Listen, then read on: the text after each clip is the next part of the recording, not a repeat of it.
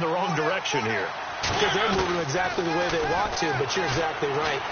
Definitely going in the wrong direction for the offensive guys. And he's going to go down. He backed up into the end zone, and this is going to wind up a safety. Well, you talk about safety first. Gosh, for such a rare play, kind of unbelievable how many Super Bowls recently have begun with a safety. Charles, you had Tom Brady getting called for grounding against the Giants in Super Bowl 46. Peyton Manning with the snap over his head in Super Bowl 48. Yep, and now here's this one.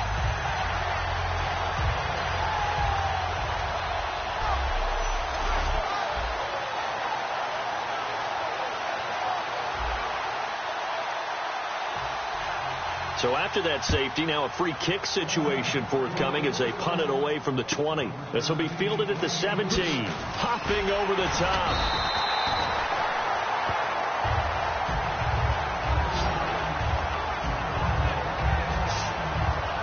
So offensively, the first series getting ready to come up for the Houston Texans. And Brock Osweiler, you look at what he did last year, Charles, 15 touchdowns, 16 interceptions. So much talk about the quarterback position in Houston. What did that hurts the other team, and Bill O'Brien is not game planning around his quarterback. He wants his quarterback to be the focal point. Make those throws. Hit DeAndre Hopkins. Make a big play. And if they're able to do that, if Brock Osweiler is able to do that, he'll take firm control of that offense. Right side, caught Fedorowicz. And he gets this one to midfield before he's brought down. A nice pickup there of 11 yards, and it'll move the sticks. And coaches always harp on the quarterback reading the defense and getting it to the open man. That's good recognition there, and that's not what he did after the catch. Yeah, hit your tight end, let him get some rap. Yeah, when he gets moving, not many guys want to come up and put a hit on him, do they? Parrish Cox makes the tackle. From midfield now, here's Osweiler. Eluded, and he can't find a receiver, and he's brought down. They'll wind up losing 10 on the sack, and it'll lead to a 3rd and long. 3rd and long, it's Osweiler. Escaping the pressure right. He's going to run, but he's got a long way to go. And he'll take it down shy of the 45 at the 46. And this may be a big early turning point in this Super Bowl. They're going to go for it on 4th down here. They're going on 4th down. It's Osweiler. Flush to his right. And that will be caught. But out of bounds. Out of bounds, ruled incomplete here. And here comes Tennessee as they get set to take the field. And a safety the last go-around. That's how we arrived at this 2-0 score. See if they can respond. Such an oddity, isn't it? See those 2 points go up on the board knowing like that soccer. Exactly. And knowing that you did it to give those points up for your team.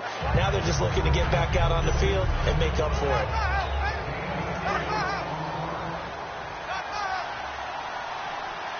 They'll come out in the pistol. Now a 2nd down run for Murray. Trying to find a lane, but instead he'll get back to the line of scrimmage. And no more. No gain on the play there, so just had to chuck it away. And he gets it away. A directional kick going toward the sideline. And now where will the side judge stop his walk? That's the question. He says it crossed out of bounds at about the 17-yard line. And now out comes Houston. And this offense last time turned it over, went for it on 4th, didn't get it. They're lucky, though, because no points against the team on the board, but we'll see how they respond. Yeah, they've got to get a lot of credit to their defensive team. It's caught inside the 25. Touchdown, Houston. Will Fuller, 82 yards. And the Texans are able to show off their quick strike ability. It took them a while to get their speedster involved, but they found him downfield there. And what we've discovered as we've watched games is the speedster doesn't have to have a lot of catches, doesn't have to have volume in order to have a huge impact on the game. His speed scares the heck out of defenses, and other guys can capitalize, but when you finally hit him and he carries it all the way into the end zone, that's what you're paying him for. That big threat that can make big plays on a limited number of catches. That's how you step on the stage with your first catch, take it to the house. And he'll take this one near the 25, call it the 26-yard line. The Titans offense now, they work their way back onto the field. And 3 and out on the last drive. No points on the scoreboard little soul-searching now? I would say so, and they need to help out their defense a little bit. They've had to be on the... And he is going to be wrapped up and slung to the turf. Christian Covington with a great push up front. He picks up the sack and a loss of 8. Sometimes I watch games and wonder why they use play fakes on certain passing situations because it's not going to fool anyone. I don't know if that was the case here, but the end result was the same. No one fooled. Quarterback was hit. They'll run it now out of the gun. And he's going to lose yardage here back to the 14-yard line. It's a loss of 4. Now 3rd down. Let's just go ahead and go back through that play with his eyes because he's got to read his keys. Run or pass right off the top. You're probably going to read an offensive lineman to see if he sets up in pass protection and fires out for a running play. The next thing is you're going to check and see what the back's going to do. If he ends up with the football, okay, now you got to check and see. With the former Volunteer Charles Davis, I'm Brandon Gaudin. It's the Titans with the football here to begin quarter number 2. They are, however, facing a 4th down situation.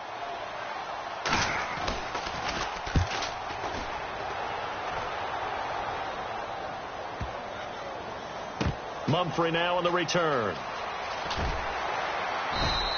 That's going to go in the books as a 55-yard punt. Well done. And the Texans are going to have the football with a 1st and 10 deep in their own territory. And now out comes Houston. On 1st down, Osweiler. And last time the formula was pretty simple. 1 play drive, long pass. That maybe they just want to do that again, right? And that's exactly how you want to draw things up. Whether it's on your grease board, right, in your playbook, 1 play drive is exactly what you want on offense. What they have to be careful of is not having a letdown. It was really easy last time. They can't expect that going forward. Yeah, we'll see if it's that easy here. Oh, the spin. Limited running room as he'll get about 3 to the 21. Big Al Woods there to make the tackle. A nickel set shown by the Titans on 3rd down. Thinking pass. Now it's Osweiler. And he's got the completion to Hopkins. And they'll get it all the way out near midfield to the 45. He's such a good route runner. Shows it there on 3rd down. Very proficient and a good pass. And you know what I've observed over the years in the NFL? The better a route runner you are, the more confidence your guy's going to have in you to go to you in important times because he can trust you being in the right spot, and they connected there and picked up the 1st down. A big hook up there. Osweiler to Hopkins. 48 yards. Now, that's an impressive throw right there. And I think being 6'7", throwing that slant route helps because you can see over the defense and find the open windows. That height has always helped him. Gonzaga actually offered him a basketball scholarship after his freshman year in high school. And how about that? You know he's from Montana, and the reason he ended up at Arizona State, direct flights from his hometown into Phoenix allowed his parents to come see him play. That's why he ultimately chose ASU when he decided to play football. Give him 3 on the play, and that'll make it 3rd and goal. Out of the gun, it's Osweiler. And he'll take this one in for a Texans touchdown.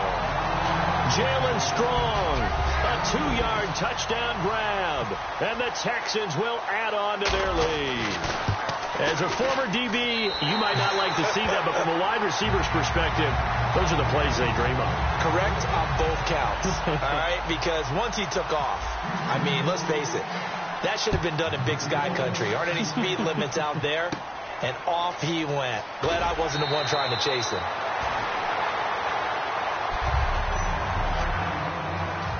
The Titans offense now, they get set to head back out here. And still no points on the scoreboard. You're coming off of the 3 and out.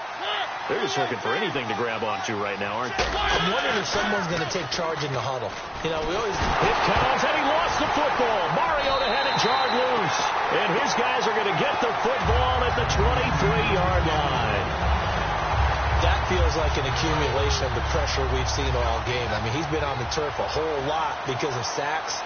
Eventually, something else happens as well, and this time there was a turnover. Yeah, caught up to him. They'll run with Miller. And certainly some style points there on the spin. Not a whole lot thereafter, but still a pretty good game.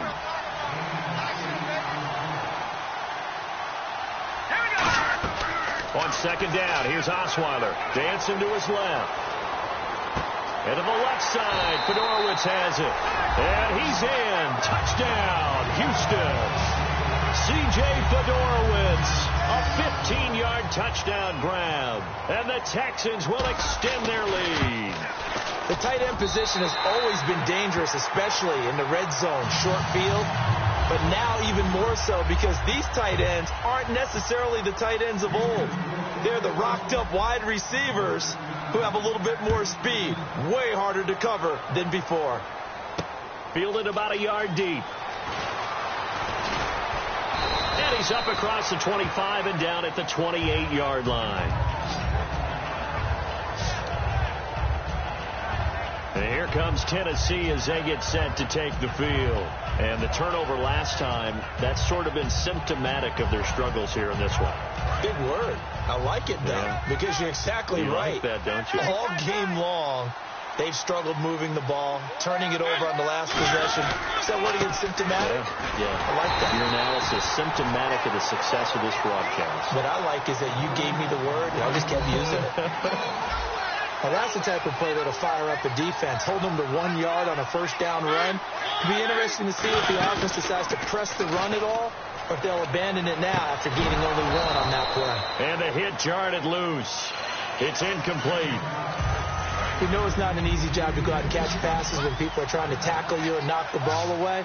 But the bottom line is, that's a pass he's got to have and a pass he should have caught. On third down, Mariota. And he locates Walker, complete. They give him 12 yards and a first down. There's a completion to the tight end, and I think that we're looking at something out of central casting, frankly. Absolutely. I mean, size, the hands. Speed. I mean, can flat out run. You put that whole package together, you light up the eyes of an offensive coordinator, don't you? A first down throw for Mariota. Able to get away. That's why you keep the legs churning. It's a 9-yard pickup on the play, and it'll be second and about a yard to go for the first. Completed pass play. Now let's see if they go back to the air or to the ground. And just in general, Charles, on a play like that, how tough is it for the defense to account for a running back essentially being a receiver downfield? It's very difficult, especially if the running back has skills like a receiver, and you're aware of that before the game even begins. So throughout your practice sessions, you're going to want to be aware of him. Where is he lining up? What can he do? What kind of damage can he do to us downfield? And who can match up with him without weakening our overall defense? You're exactly right. It's a tough task to match up to him. And he'll toss this one incomplete. Seeing no options, he throws it away. Second down here after the incomplete pass. It's a tried-and-true formula, and I don't think it'll change for as long as we play football. If someone's trying to throw the ball and you can put pressure on them and make it tough, that's only going to help your defense. Yeah, he's since being hurried. He got rid of it before taking the hit, but incomplete. Holding offense. And that right there will set him back a bit on the offensive holding penalty. And you know who you want to pressure after a penalty like that? The guy who just committed the foul. You want to see if he's going to keep his head down or if he's going to get his head right back into the game. I'd send a blitz at him right away and see if he holds up.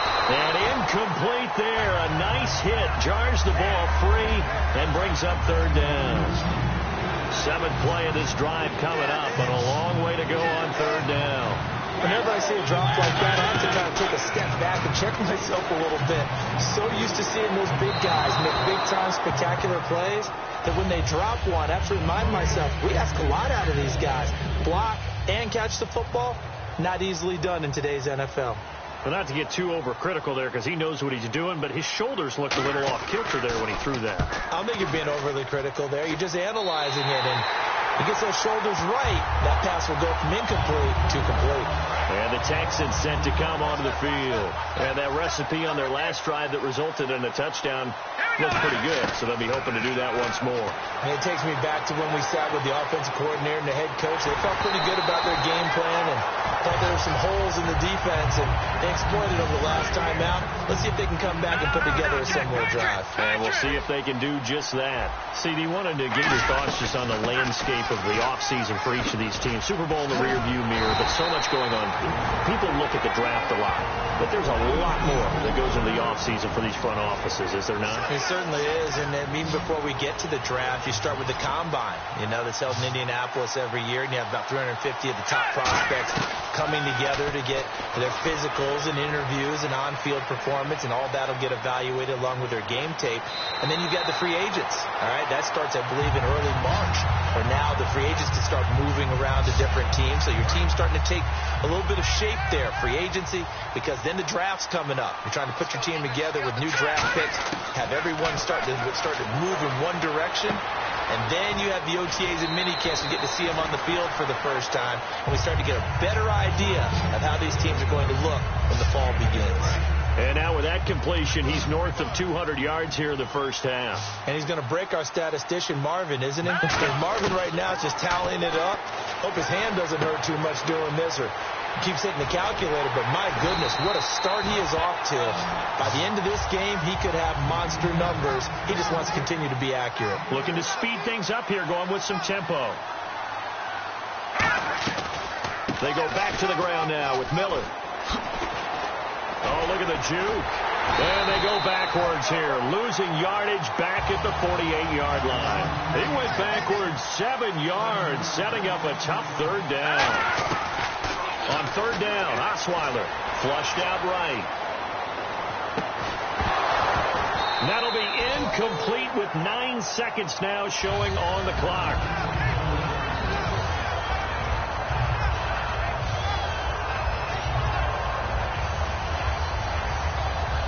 Boy, a call like this, certainly tougher to make in a Super Bowl, but they'll go for it on fourth down. They'll try and throw for it with Osweiler. And this is incomplete with a clock showing just 3 seconds left. And he'll have a tough time living that one down. It's one thing, Charles, to drop a pass. It's quite another to drop it on fourth down. And so many teams work on that in terms of locking in on those key downs. I've seen, you and I have both been to practices where we've seen, hey, third down situation, big third down alert, lock in here, fourth down play, make sure you're focused just a little bit extra. It didn't pay off in that situation. Thanks, Brandon. I'm Larry Ridley, and welcome to our EA Halftime Report. The Texans are up right now and are looking to keep up the pressure moving forward. The Titans didn't play their best, and they'll need to be at their best now to come back. All right, here we go. Let's take a look at some of the highlights from the first half. At the end of the first quarter, Fuller's wide open, able to make the grab. And after the long pass, he'll score. That takes the lead up to 9. Third down, inches to go. Strong's got the catch here, and that's a house call. Texans up now by 16. Now following the fumble, Osweiler's got the completion from the gun. And that goes as a 15-yard touchdown. The Texans push the lead.